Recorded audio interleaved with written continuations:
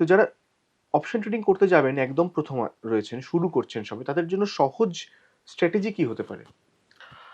প্রথম জিনিস, যারা অপশন ট্রেডিং করতে যাচ্ছেন, যে সব থেকে আগের স্ট্র্যাটেজি হলো যে কারোর কথা শুনে অপশন ট্রেডিং শুরু করলে কিন্তু মুশকিল আছে।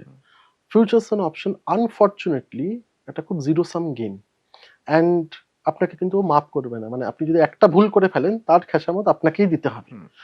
তো কারোর কথা শুনে ফিউচার অ্যান্ড অপশনে ঢোকা একদম পুরোপুরিভাবে মানা। দ্বিতীয়ত, সেফেস্ট স্ট্র্যাটেজি ফিউচার অপশনে হলো জানা কোন দিন আমি মার্কেটে থাকবো না। লস মেকিং ডেজ, মানে মোস্টলি আমি যেটুকু আমার এক্সপিরিয়েন্সে আমি দেখেছি যে মানুষের এরকম না কিন্তু যে তারা ইনকাম করছে না, প্রবলেম হলো ইনকামটাকে সাস্টেন করতে পারছে না। আমি 3 দিন 5 দিন কন্টিনিউয়াস প্রফিট করলাম, একদিন সব প্রফিট নিয়ে বেরিয়ে গেল। এইটার মেজর কারণ হলো না জানা যে স্টপ লস কোথায় রাখতে হবে। এটার মেজর কারণ হলো না জানা যে কতটা আমাকে পজিশন সাইজিং করতে হবে। আর একটা হলো যে কোন দিনগুলোতে আমি ট্রেড করব না। তো সেফেস্ট অপশন বা safest strategy for option trading buying এর দিক থেকে যদি হয়, তাহলে আমি বলবো যে আগে নিজেকে ফিনান্সিয়ালি এডুকেট করা।